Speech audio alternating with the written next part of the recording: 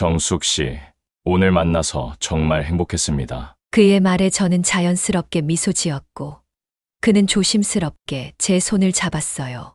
우리는 말없이 서로를 바라보다가 어느새 가까워진 얼굴 사이로 입술이 부드럽게 맞닿았어요. 그 순간부터 모든 것이 꿈처럼 흘러갔습니다. 우리의 키스는 점점 깊어졌고 옷이 하나둘 벗겨지면서 서로의 체온을 느꼈어요.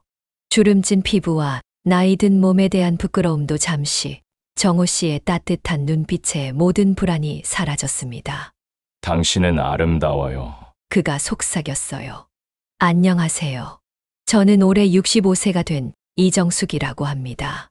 퇴직 교사로 무료한 일상을 보내다 우연한 기회에 소개팅 앱에서 한 남자를 만나게 되었습니다.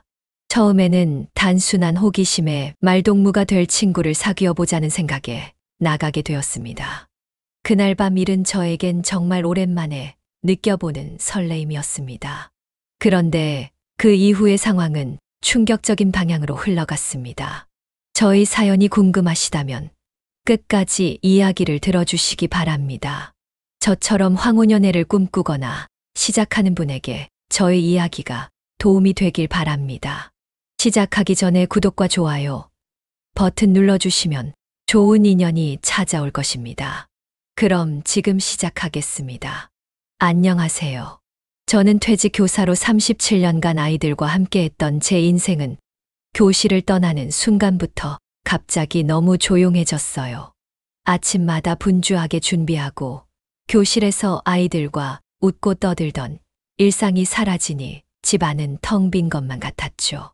제 아이들도 모두 독립해서 가끔 명절에나 얼굴을 볼 수 있고 남편은 10년 전에 먼저 하늘나라로 떠났습니다. 처음에는 그 고요함이 좋았어요. 평생 시끌벅적한 교실에서 지내다가 마음 편히 책도 읽고 가끔 동창들과 만나 차도 마시고 그런데 시간이 지날수록 마음 한편이 허전해지더라고요. 그러던 어느 날 대학 동창인 미영이와 만났어요. 미영이는 항상 저보다 트렌드에 밝은 친구였죠. 그날도 자기 손자 이야기를 하다가 갑자기 제게 핸드폰을 내밀더니 정수가 요즘은 이런 앱으로 사람들 만난대. 우리 나이에도 좋은 인연 있을지 모르잖아. 한번 해볼래? 처음엔 황당했어요. 내 나이에 무슨 소개팅 앱이냐며 손사래를 쳤죠. 하지만 미영이가 계속 권하는 바람에 장난삼아 앱을 깔았습니다. 사실 그날 밤 앱을 들여다보면서 얼마나 망설였는지 몰라요. 프로필 사진은 뭘 올려야 할지, 내 소개는 어떻게 써야 할지, 마치 첫 교생 실습 나가던 날처럼 떨리더라고요. 결국 꽤 오래된 여행 사진 한 장과 은퇴한 초등학교 교사 차분한 대화와 산책을 좋아합니다라는 짧은 소개글을 올렸어요. 그리고 며칠 동안은 그냥 구경만 했죠. 여러 프로필을 보면서 요즘 세상은 정말 달라졌구나 싶었어요. 그러다 일주일쯤 지났을까 소풍을 좋아하는 은퇴한 사진가라는 프로필이 눈에 들어왔어요. 박정호 68세. 흰 머리가 살짝 섞인 단정한 모습의 남자분이었죠. 프로필 사진은 카메라를 들고 있는 뒷모습이었는데 왠지 모르게 편안해 보였어요. 처음엔 그냥 좋아요만 눌렀는데 그날 저녁에 메시지가 왔어요. 안녕하세요. 이정숙님, 프로필을 보고 인사드립니다. 교직에 계셨군요. 존경스러운 직업이십니다. 저는 평생 카메라만 들고 살았던 사람입니다. 짧고 공손한 첫 메시지였어요. 그 후로 우리는 메시지를 주고받기 시작했죠. 처음엔 날씨 이야기, 취미 이야기 같은 가벼운 대화였지만 점점 더 깊은 이야기로 이어졌어요. 아이들을 가르치며 느꼈던 보람, 카메라 렌즈로 세상을 바라보는 그만의 시선, 각자의 청춘과 중년의 시간들. 그의 말투에는 따뜻함이 있었고 유머 감각도 좋았어요. 무엇보다 제 이야기를 경청해 주는 것 같았죠. 요즘 젊은 사람들처럼 짧고 급한 대화가 아니라 천천히 생각을 나누는 느낌이었어요. 한 달 정도 그렇게 메시지를 주고받던 어느 날 그가 제안했어요. 이번 주말에 벚꽃이 만개한다고 합니다. 혹시 시간 되시면 동네 근처 공원에서 차 한잔 하실래요? 그 제안을 받고 밤새 고민했어요. 이런 만남이 정말 괜찮은 걸까? 이 나이에? 하지만 다음 날 아침 저는 용기를 내어 답장을 보냈습니다. 네, 좋아요. 토요일 오후 2시에 만나요. 토요일이 되었어요. 아침부터 무슨 옷을 입을지, 어떤 화장을 할지 고민하다가 웃음이 나왔습니다. 마치 첫 소개팅 나가는 20살 소녀 같은 기분이었거든요. 결국 편안하면서도 단정한 베이지색 원피스에 가볍게 화장을 하고 집을 나섰어요. 약속 장소에 도착했을 때 그는 이미 와서 기다리고 있었습니다. 실제로 보니 프로필 사진보다 더 온화한 느낌이었어요. 눈가에 주름이 웃을 때마다 깊어지면서 따뜻한 인상을 주었죠. 오래 기다리셨어요? 제가 먼저 인사했어요. 아니요. 방금 왔습니다. 정숙 씨, 실제로 뵙게 되어 반갑습니다. 처음엔 어색했지만 그가 권한 카페에 앉아 차를 마시며 대화를 나누다 보니 점점 편안해졌어요. 그는 메시지에서처럼 좋은 청자였어요. 제가 학교에서 있었던 재미있는 일화를 이야기하면 진심으로 웃어주고 가끔은 자신의 사진 여행 경험을 들려주었죠. 저는 항상 사람들의 일상적인 순간을 담아왔어요. 화려한 풍경보다는 시장에서 물건을 고르는 할머니의 주름진 손이나 학교 앞에서 아이를 기다리는 부모의 뒷모습 같은 것들이요. 그의 말에 저는 공감했어요. 교사로서 저도 아이들의 작은 성장 순간들을 소중히 여겼으니까요. 차를 마신 후 그는 근처 벚꽃이 만개한 공원으로 산책을 제안했어요. 걸으면서 우리는 더 많은 이야기를 나눴습니다. 청춘 시절의 꿈, 중년의 고민, 그리고 지금 이 나이에 느끼는 삶의 여유와 아쉬움까지. 사실 이런 앱으로 만난다는 게 처음엔 부끄러웠어요. 제가 고백했더니 그도 웃으며 고개를 끄덕였어요. 저도 그랬습니다. 처음엔 조카가 장난으로 깔아준 건데 신기하게도 제 나이대의 분들도 꽤 계시더라고요. 벚꽃이 피 바람에 흩날리는 가운데 우리는 오래된 사진관 골목에 들어섰어요. 정호 씨는 그곳의 단골이었나 봐요. 주인과 반갑게 인사를 나누고 저에게 소개해 주었습니다. 여기가 제가 처음 카메라를 배웠던 곳입니다. 지금은 많이 쇠퇴했지만 이 골목만의 특별한 분위기가 있어요. 사진관 주인은 우리를 보더니 옛날 카메라로 한 장 찍어주겠다고 제안했어요. 처음엔 쑥스러웠지만 정호 씨가 기념으로 한 장 어떨까요? 라고 하길래 수락했습니다. 그렇게 우리의 첫 사진이 찍혔어요. 지금 생각해보면 운명 같은 한 장의 사진이었죠. 오후 내내 우리는 동네를 거닐며 대화를 나눴어요. 해가 저물기 시작할 무렵 저는 집에 돌아가야 할 시간이 됐다고 말했습니다. 그때 정호 씨가 조심스럽게 제안했어요. 저기 시간이 괜찮으시다면 저녁 식사라도 함께 할까요? 제가 아는 조용한 식당이 있는데. 망설이다가 저는 수락했어요. 그가 안내한 곳은 골목 안쪽의 작은 일식당이었습니다. 조용한 분위기에서 우리는 맛있는 음식을 먹으며 더 깊은 이야기를 나눴어요. 혹시 술 한잔 하실래요? 정호 씨가 조심스럽게 물었어요. 네, 좋아요. 오랜만에 좋은 분위기에서 한잔 할까요? 정호 씨는 따뜻한 사케를 주문했습니다. 첫 잔을 마시니 몸이 따뜻해지면서 마음도 더 편안해졌어요. 처음엔 소주 반 병이 한계였던 제가 어느새 정호 씨와 사케 한 병을 거의 비우고 있었죠. 술이 오가면서 우리의 대화는 더 깊어졌어요. 서로의 상처와 아픔도 자연스럽게 꺼내 보였죠. 아내를 일찍 여의고 혼자 살다 보니 가끔은 말할 사람이 그립더라고요. 카메라 뷰파인더로 세상을 바라보는 일이 외롭게 느껴질 때가 많습니다. 저도 비슷해요. 남편이 떠난 후 10년.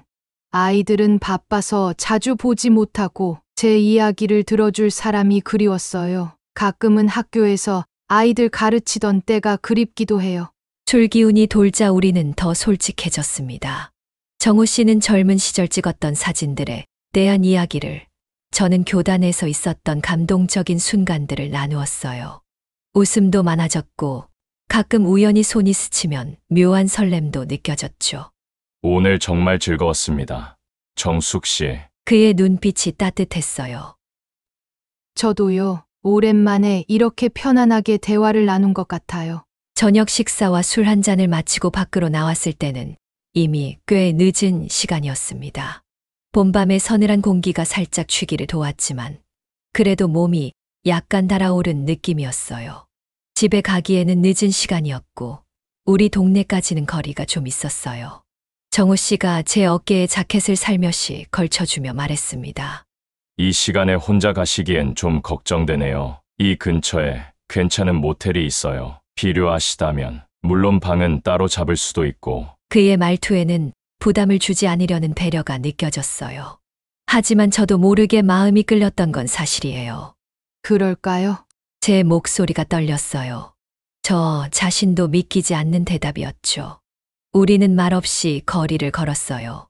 정호 씨가 말했던 모텔은 번화가에서 조금 떨어진 골목에 있었습니다. 조용하고 깔끔해 보이는 곳이었어요. 프런트에서 정호 씨가 방을 하나 요청했을 때 제 심장은 마구 뛰었습니다. 65년을 살아오면서 이런 경험은 처음이었으니까요. 엘리베이터 안에서 우리는 서로의 눈을 피했어요. 긴장감이 맴돌았지만 동시에 이상한 설렘도 느껴졌습니다. 방에 들어서자 정호 씨는 조심스럽게 물었어요.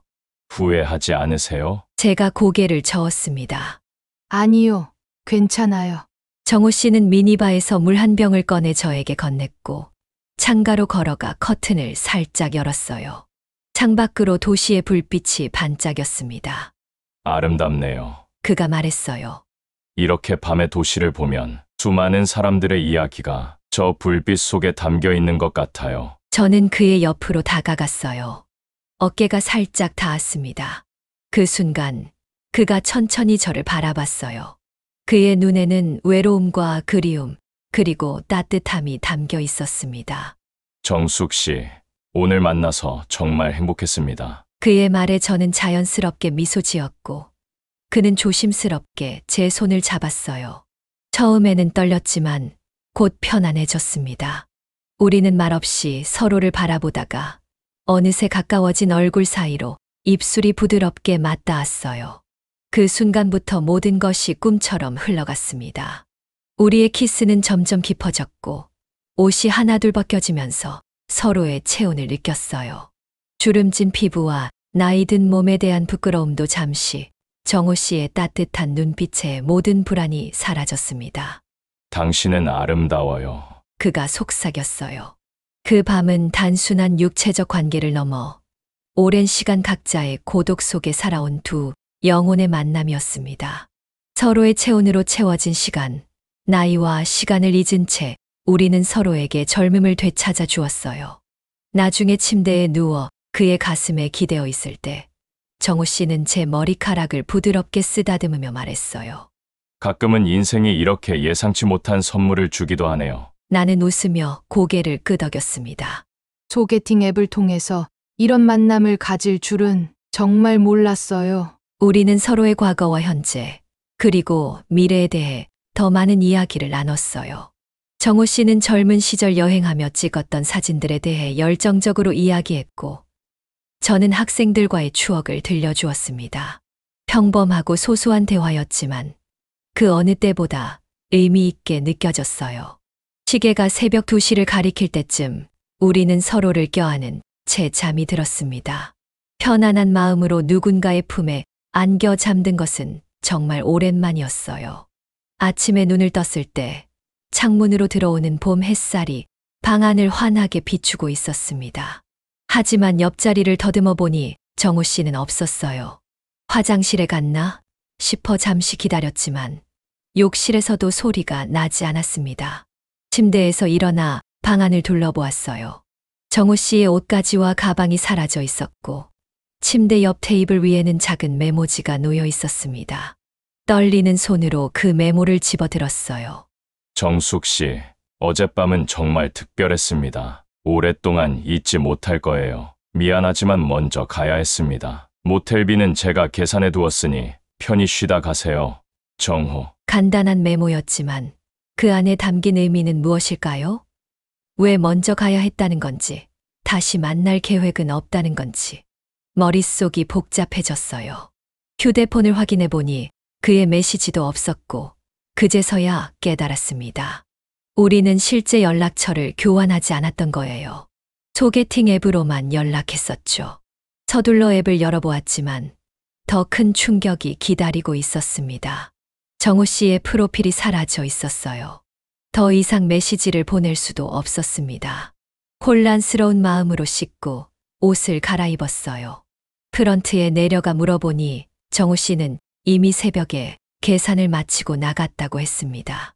모텔을 나와 길거리에 서니 어제의 모든 일이 꿈만 같았어요. 정말 있었던 일일까? 하지만 몸에 남아있는 그의 온기와 입술의 감촉은 분명 현실이었습니다. 집으로 돌아오는 버스 안에서 저는 창밖을 멍하니 바라보았어요. 봄날의 화창한 햇살이 거리를 비추고 있었지만 제 마음은 흐렸습니다. 어제의 설렘과 행복은 어디로 갔을까요? 집에 도착해서 현관문을 열 때까지도 어제 일이 머릿속에서 맴돌았어요. 혼자 사는 집 안으로 들어서자 더욱 쓸쓸함이 밀려왔습니다. 가방을 내려놓고 소파에 앉아 깊은 한숨을 내쉬었어요. 왜 그냥 사라진 걸까? 스스로에게 계속 물었습니다.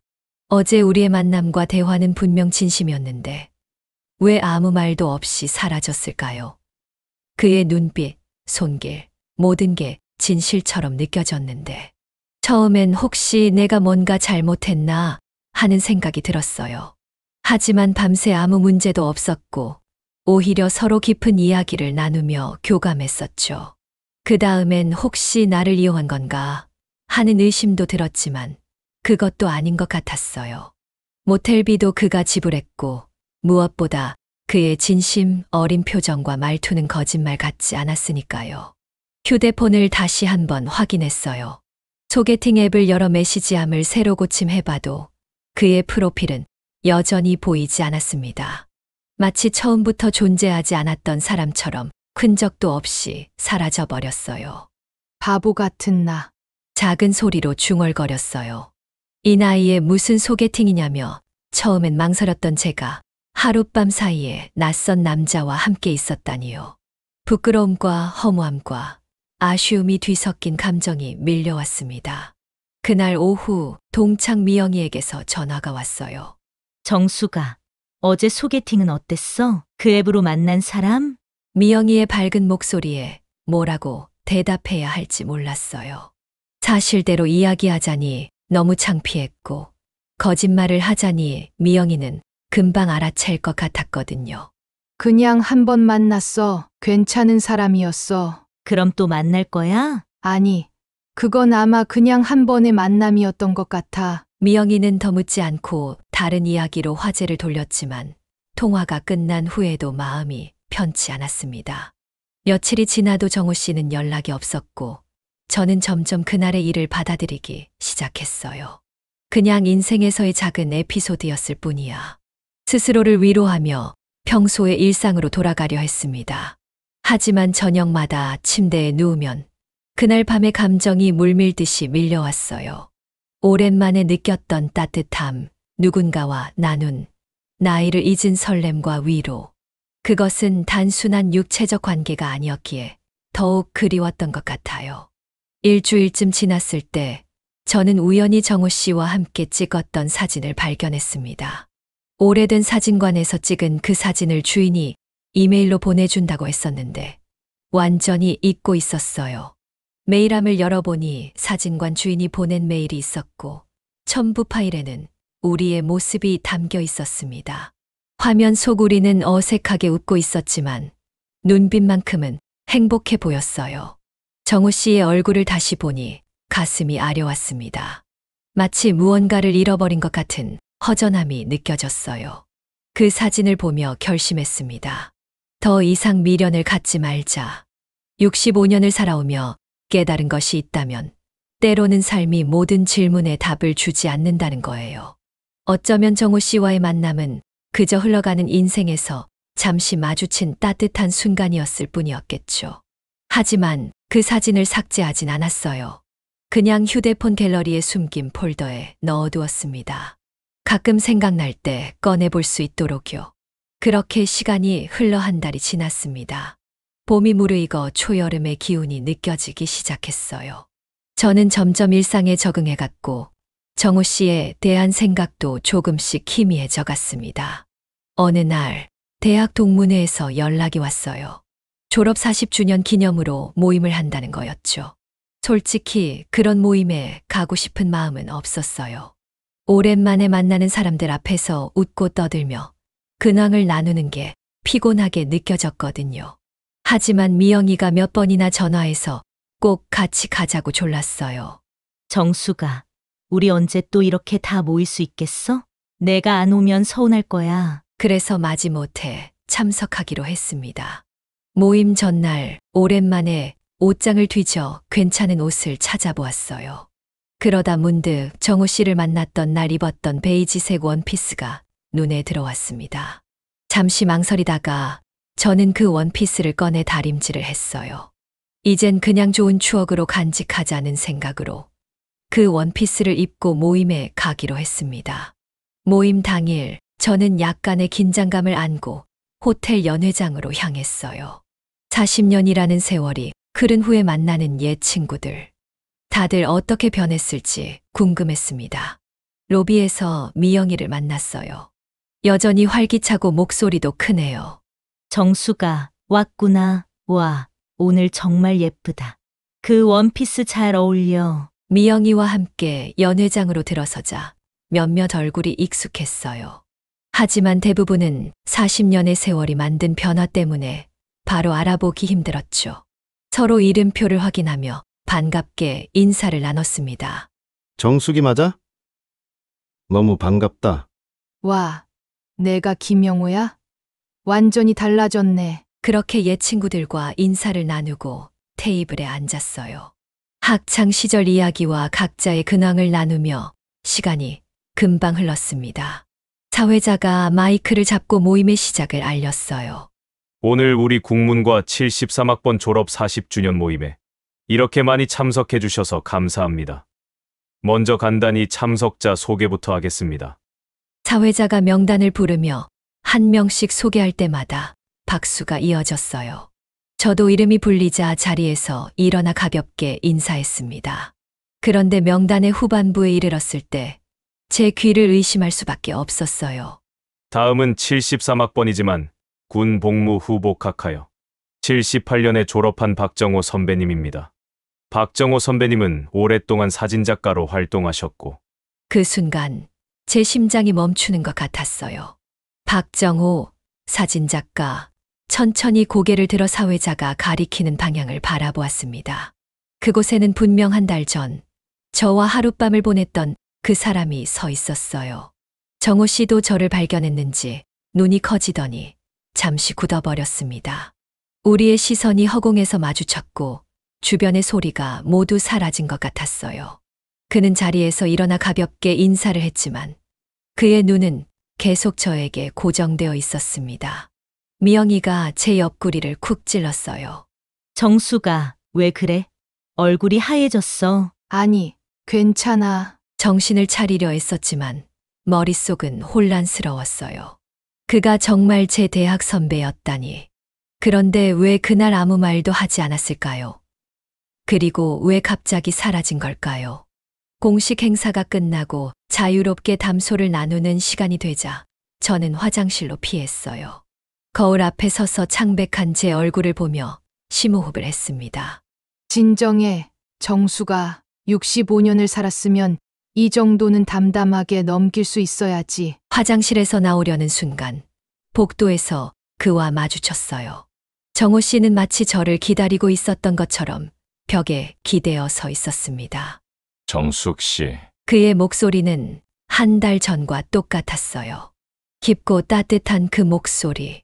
왜 그랬어요? 제 입에서 나온 첫 마디였어요. 왜 그냥 사라졌나요? 정호 씨는 깊은 한숨을 내쉬었어요. 정말 죄송합니다. 설명할 기회를 주시겠어요? 지금 잠시 옥상 정원에 가서 이야기를 나눌 수 있을까요? 망설이다가 결국 고개를 끄덕였어요. 우리는 말없이 하지만 가슴은 시끄럽게 호텔 옥상 정원으로 향했습니다. 초여름 밤바람이 불어오는 옥상 정원은 조용했어요. 도시의 불빛이 반짝이는 가운데 우리는 벤치에 나란히 앉았습니다. 먼저 사과드리고 싶습니다. 그날 아침에 그렇게 사라져서 정말 죄송해요. 저는 아무 말 없이 그를 바라보았어요. 그는 계속해서 말을 이어갔습니다. 사실 소개팅 앱에서 당신의 프로필을 봤을 때 이름이 익숙했어요. 대학 시절 후배였던 이정숙이 맞나 싶었지만 확신할 수 없었죠. 그래서 만나보기로 했어요. 그럼 처음부터 알고 있었던 거예요? 아니요. 확신하진 못했어요. 40년이란 세월이 지났으니까요. 하지만 만나서 대화를 나누면서 점점 확신이 들었습니다. 대학 시절 문학 동아리에서 봤던 그 후배가 맞다는 거요. 저는 잠시 기억을 더듬어 보았어요. 문학 동아리. 거기서 항상 카메라를 들고 다니던 선배가 있었던 것 같기도 했지만 너무 희미한 기억이었습니다. 그런데 왜 말하지 않았어요? 그리고 왜 그렇게 갑자기 사라진 거죠? 정호 씨는 잠시 말을 고르는 듯 했어요. 그의 표정이 복잡해 보였습니다. 처음에는 말하려고 했어요. 하지만 대화를 나누면서 당신이 저를 기억하지 못하는 것 같았어요. 그리고 그는 잠시 망설이다가 계속했습니다. 솔직히 말하면 그냥 새로운 인연으로 시작하고 싶었어요. 과거의 기억 없이 그냥 지금의 우리로서 나이 들어 만난 두 사람으로. 그의 말에 저는 혼란스러웠어요. 그렇다고 해도 왜 그렇게 갑자기 사라진 거예요? 아무 설명도 없이. 정호 씨의 눈에 슬픔이 어렸습니다. 그는 천천히 말을 이어갔어요. 그날 아침 당신이 자는 모습을 보면서 많은 생각이 들었어요. 우리가 이렇게 만난 것이 정말 우연일까? 아니면 운명일까? 그리고 내가 정직하지 못했다는 죄책감도 컸습니다. 그는 잠시 숨을 고르더니 가방에서 무언가를 꺼냈어요. 오래된 사진 한 장이었습니다. 이걸 보세요. 사진을 받아든 순간 저는 숨이 멎는 것 같았어요. 그것은 40년 전 대학 문학 동아리 단체 사진이었습니다. 맨 앞줄에 앉아 있는 젊은 제 모습과 뒷줄에 서 있는 젊은 정호 씨의 모습이 선명했어요. 기억나세요? 당시 제가 동아리 선배였고 항상 카메라를 들고 다녔죠. 사실 저는 당신을 좋아했어요. 정숙 씨. 그 말에 저는 깜짝 놀랐어요. 머릿속으로 젊은 시절의 기억을 더듬어 보았지만 희미했습니다.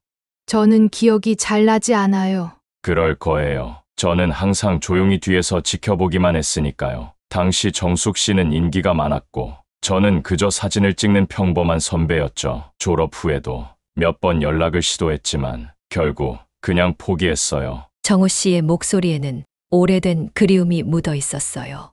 저는 여전히 믿기지 않았습니다. 그렇다면 소개팅 앱에서 제 프로필을 본 건 정말 우연이었나요? 정호 씨는 고개를 끄덕였어요.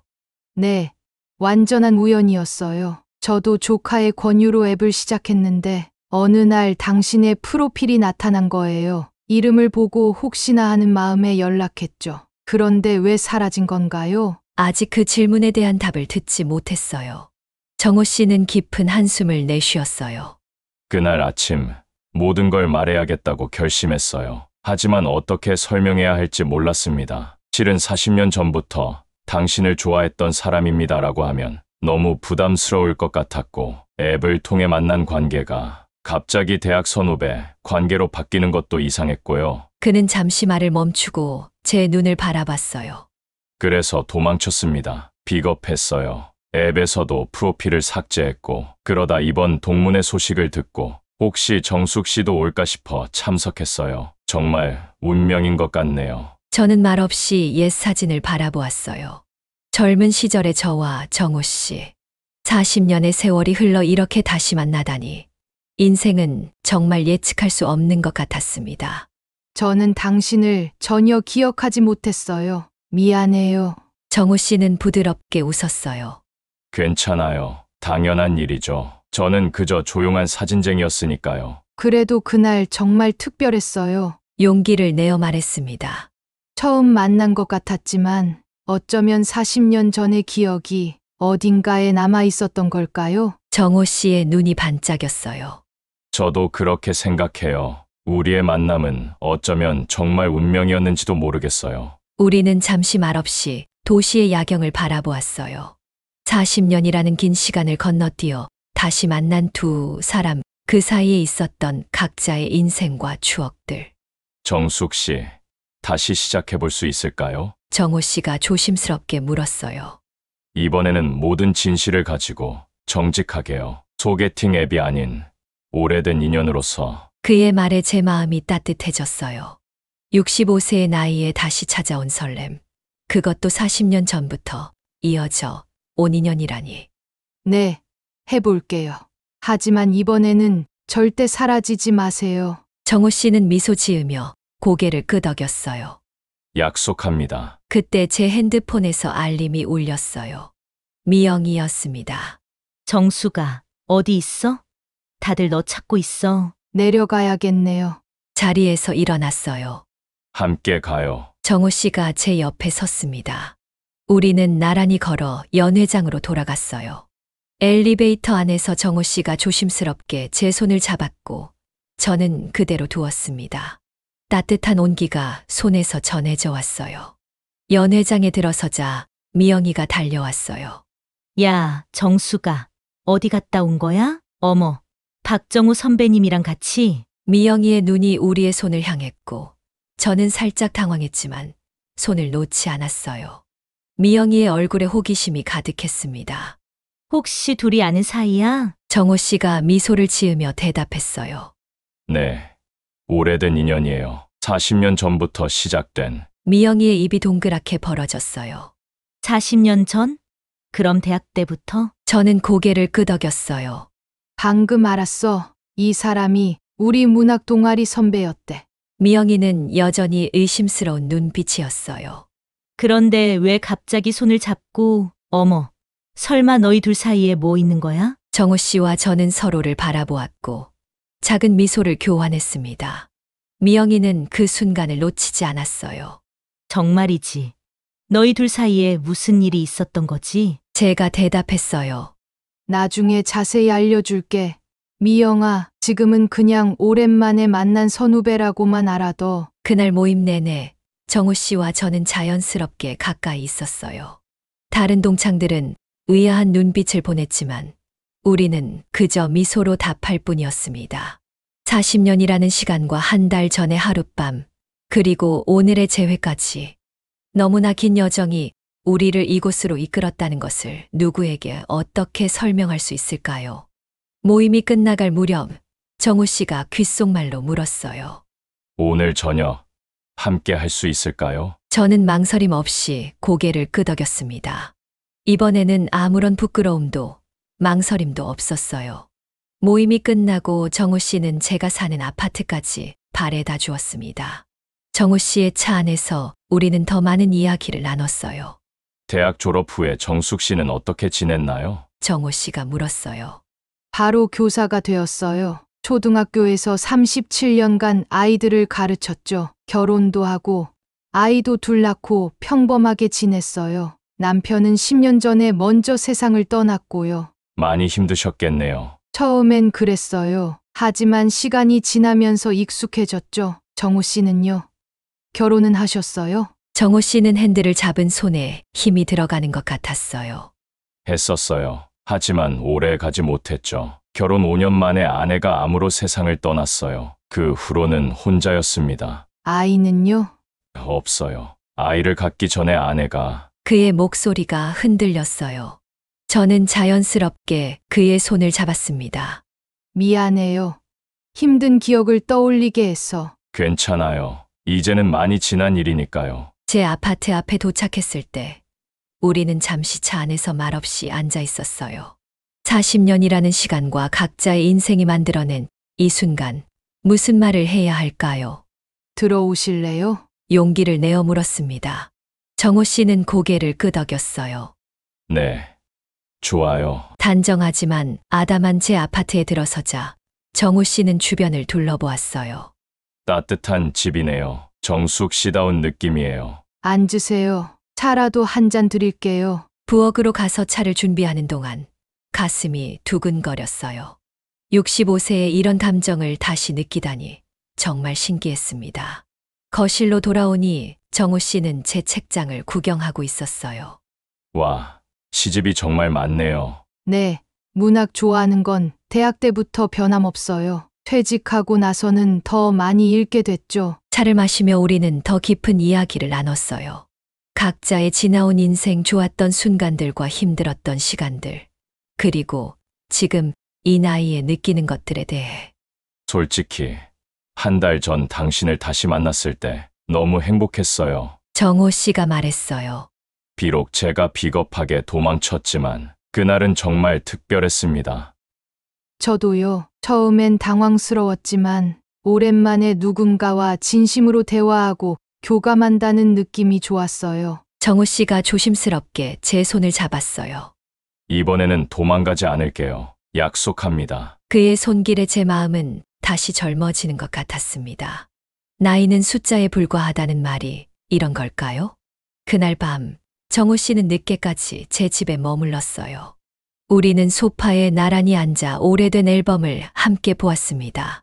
제 젊은 시절 사진들, 결혼식 사진, 아이들이 자라는 모습이 담긴 페이지를 넘기며 저는 제 인생을 하나하나 그에게 보여주었어요. 이 아이가 큰 딸 민지예요.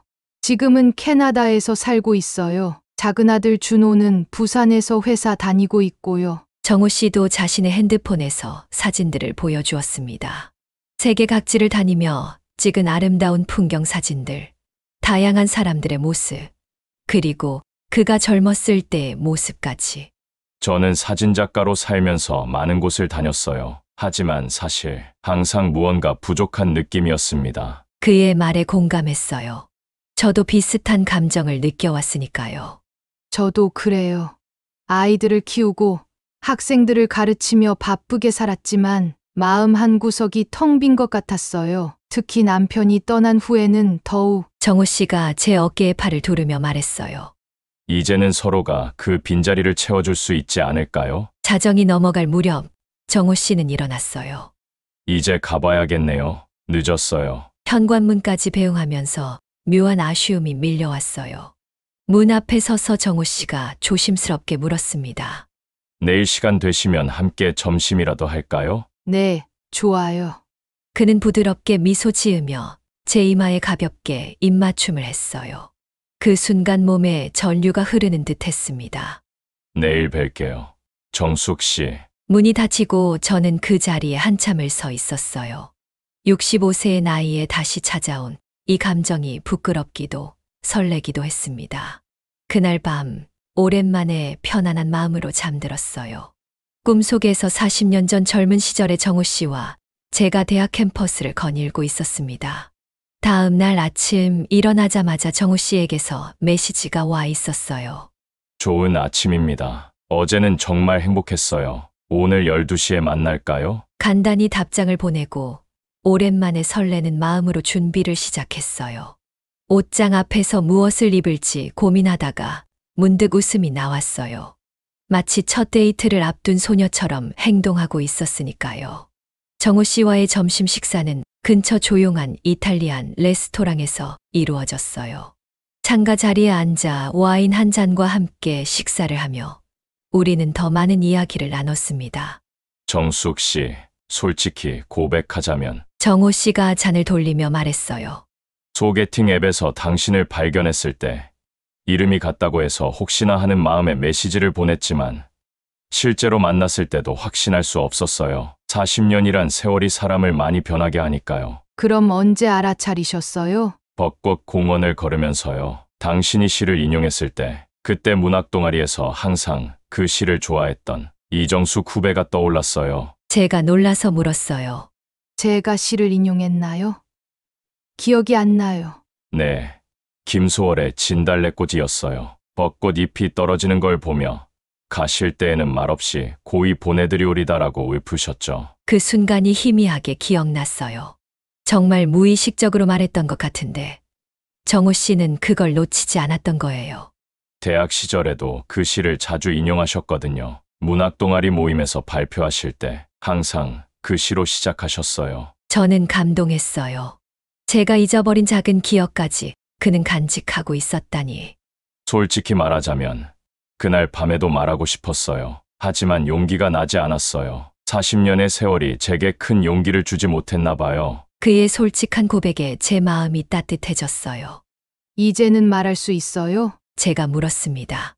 네, 이제는 말할 수 있어요. 정숙 씨, 40년 전에도, 그리고 지금도 당신을 좋아합니다. 창가로 들어오는 햇살이 그의 얼굴을 비추었어요. 주름진 얼굴이지만 그 눈빛만큼은 젊은 시절 그대로였습니다. 진심이 담긴 눈빛. 저도 이제는 말할 수 있어요. 비록 40년 전의 기억은 희미하지만 지금 이 순간 당신을 좋아해요. 정우 씨, 우리의 와인잔이 부딪히는 소리가 작게 울렸어요. 65세에 찾아온 새로운 시작을 축하하듯이. 그렇게 우리의 특별한 관계는 시작되었어요. 처음에는 하루에 한 번씩 만나 함께 시간을 보냈고 점점 더 가까워졌습니다. 시간이 흐르면서 정우 씨는 자연스럽게 제 일상의 일부가 되어 갔어요. 한 달쯤 지났을 때 정우 씨가 조심스럽게 제안했어요. 정숙 씨, 이번 주말에 짧은 여행을 가는 건 어떨까요? 제가 사진 작업으로 자주 가던 강원도 바닷가 마을이 있는데 경치가 참 좋아요. 설레는 마음으로 여행 준비를 했어요. 65세의 나이에 남자친구와 여행을 간다니 생각만 해도 웃음이 났습니다. 미영이에게 전화로 여행 계획을 말했더니 깔깔 웃으며 말하더군요. 정수가, 너 정말 청춘이 다시 돌아온 것 같네. 소개팅 앱 깔게 해준 내가 자랑스럽지 않아? 여행 당일 정우 씨가 운전하는 차를 타고 강원도로 향했어요. 창밖으로 흐르는 풍경을 바라보며 저는 이 모든 것이 꿈만 같다고 느꼈습니다. 가끔은 이 모든 게 현실이 맞나 싶어요. 제가 말했어요. 저도 그래요. 40년 만에 다시 만나 이렇게 함께 여행을 가다니. 그의 말에 웃음이 나왔어요. 정우 씨, 사실 저는 아직도 대학 시절 정우 씨의 모습이 잘 기억나지 않아요. 미안해요. 괜찮아요. 그때 저는 정말 존재감 없는 선배였으니까요. 항상 카메라 뒤에 숨어 있었고, 그땐 정숙 씨에게 말 한마디 건네기도 어려웠어요. 그런데 어떻게 저를 좋아하게 된 거예요? 정우 씨는 잠시 생각에 잠기더니 대답했어요. 문학 동아리 첫 모임 날이었어요. 정숙 씨가 김소월의 시를 낭독했는데 그 순간 마음을 빼앗겼죠. 당신의 목소리, 시를 이해하는 깊이, 그리고 그 순수한 열정. 그때부터 카메라 렌즈로 자주 정숙 씨를 담곤 했어요. 정말요? 제 사진을 많이 찍으셨어요? 네, 정말 많이요. 사실 그가 잠시 머뭇거리더니 계속했어요. 이번 여행에 그 사진들을 가져왔어요. 오래된 필름 사진들인데 지금까지 간직해왔어요. 깜짝 놀랐어요. 40년 동안이요? 네, 몇 번이나 버리려고 했지만 결국 못 버렸어요. 마치 제 청춘의 일부를 버리는 것 같았거든요. 바닷가 펜션에 도착해서 정우 씨는 오래된 사진첩을 꺼냈어요. 그 안에는 40년 전 대학 시절의 제 모습이 담겨 있었습니다. 도서관에서 책을 읽고 있는 모습, 문학동아리 모임에서 발표하는 모습, 캠퍼스 벚꽃 아래 걷고 있는 모습. 이걸 보세요. 제가 몰래 찍은 사진들이에요. 당시에는 용기가 없어서 직접 건네드리지 못했어요. 사진들을 보면서 제 눈에는 눈물이 고였어요. 제가 기억하지 못하는 젊은 시절의 순간들, 그리고 그 시절부터 저를 지켜봐 온 한 남자의 마음. 이제야 말할 수 있어요. 그때 저는 정숙 씨가 눈에 들어왔지만 항상 인기가 많아서 다가가기 어려웠어요. 졸업할 때 마음을 고백하려고 했는데 그때 정숙 씨가 다른 사람과 약혼했다는 소식을 들었죠. 그랬군요. 저는 대학 4학년 때 남편을 만났어요. 빠르게 약혼하고 결혼했죠. 그래서 포기했어요. 하지만 이렇게 40년이 지나 다시 만나게 될 줄은 몰랐습니다. 바다가 보이는 발코니에 나가 앉아 우리는 석양을 바라보았어요. 시간이 이렇게 우리를 다시 만나게 해주다니 인생은 정말 신비롭다는 생각이 들었습니다. 정숙 씨, 앞으로 우리가 함께 할 수 있는 시간이 몇 년이나 될까요? 10년, 20년. 하지만 그게 중요하진 않아요. 지금 이 순간 당신과 함께 있다는 것이 제게는 가장 큰 선물입니다. 정우 씨의 진심 어린 말에 제 마음이 따뜻해졌어요. 우리 남은 시간 함께 행복하게 보내요. 40년 전에 놓쳤던 시간을 이제라도 채워나가요. 그날 밤 우리는 바다 소리를 들으며 서로를 껴안고 잠이 들었어요. 더 이상 어색함도 부끄러움도 없었습니다. 그저 긴 시간을 돌아 다시 만난 두 영혼이 서로를 위로하고 사랑하는 순간이었죠. 다음 날 아침 정호 씨는 일찍 일어나 해변에서 사진을 찍고 있었어요. 저는 조용히 다가가 그의 뒤에 서서 어깨에 기대었습니다. 무엇을 찍고 계세요? 일출이요. 매일매일 다른 모습을 보여주는 태양. 마치 우리 인생처럼요. 매 순간이 다르고 그래서 더 소중한. 정호 씨는 카메라를 내려놓고 저를 향해 돌아섰어요. 정숙 씨, 하나 물어봐도 될까요? 정호 씨의 표정이 진지해졌어요. 저는 고개를 끄덕였습니다. 정숙 씨와 저 앞으로 함께 살아볼까요? 예상치 못한 제안에 순간 말문이 막혔어요. 하지만 마음속에서는 이미 대답이 준비되어 있었습니다. 네, 좋아요. 단순한 세 글자였지만 그 안에는 깊은 결심이 담겨 있었어요. 정호 씨의 얼굴에 환한 미소가 번졌습니다. 정말요? 너무 갑작스러웠나요? 아니요. 오히려 기다리고 있었어요. 그렇게 우리는 함께 살기로 결정했어요. 여행에서 돌아온 후 정호 씨는 서울 근교에 있던 자신의 집을 정리하고 제 아파트 근처로 이사 왔습니다. 완전히 같이 살진 않고 서로의 공간을 존중하면서도 가까이 있기로 했어요. 처음에는 아이들에게 어떻게 말해야 할지 걱정이 많았어요. 하지만 용기를 내어 딸 민지에게 먼저 전화했죠. 엄마, 정말이요? 와, 너무 좋은 소식이네요. 이렇게 행복한 목소리는 정말 오랜만에 들어요. 아들 준호도 생각보다 이해해 주었어요. 어머니가 행복하시면 저도 좋아요. 그동안 너무 외로우셨잖아요. 아이들의 지지에 더욱 용기를 얻어 우리는 조금씩 새로운 생활을 만들어 갔어요. 주말마다 정호 씨와 함께 사진 여행을 다니기도 하고 정호 씨가 가르쳐 준 대로 저도 사진을 배우기 시작했습니다. 제가 좋아하는 시와 문학 작품을 정호 씨에게 읽어주기도 했고요. 우리는 작은 결혼식을 올렸어요. 너무 늦은 나이라고 생각할 수도 있지만 우리에게는 그 순간이 가장 적기였습니다. 아이들과 몇몇 가까운 친구들만 초대해 조용히 진행한 결혼식. 미영이는 눈물을 흘리며 축하해 주었죠. 정수가 내가 그때 소개팅 앱 깔라고 한 게 이렇게 될 줄 누가 알았겠어? 결혼 후 우리는 정호 씨의 오랜 꿈이었던 세계 여행을 시작했어요. 나이가 많아 체력은 부족했지만 서두르지 않고 천천히 여행했습니다. 이탈리아의 작은 마을에서 한 달을, 그리스의 산토리니에서 보름을, 일본의 교토에서 열흘을. 그렇게 우리는 늦은 나이에 세상을 함께 보는 기쁨을 누렸어요. 여행 중에 정호 씨는 저를 찍은 사진으로 전시회를 열기도 했습니다. 65세에 시작된 사랑이라는 제목의 전시회였어요. 주름진 제 얼굴과 손, 그리고 웃는 모습을 담은 사진들이 전시장 벽면을 가득 채웠죠. 많은 사람들이 와서 축하해 주었고 우리의 이야기에 감동했다고 말해 주었습니다. 65세의 소개팅 앱으로 시작된 우리의 만남, 그리고 그 하룻밤이 없었다면 우리는 이 특별한 인연을 다시 찾지 못했을 테니까요. 인생은 언제나 놀라움으로 가득 차 있어요. 나이가 많다고 이미 늦었다고 생각하지 마세요. 새로운 시작은 언제든 가능하답니다. 저처럼 65세에 소개팅 앱을 통해서라도 말이죠. 여러분의 인생에도 아름다운 반전이 있기를 바랍니다. 오늘 이야기 어떠셨나요? 65세의 소개팅 앱으로 만난 남자와의 하룻밤, 그리고 그 후에 찾아온 놀라운 반전.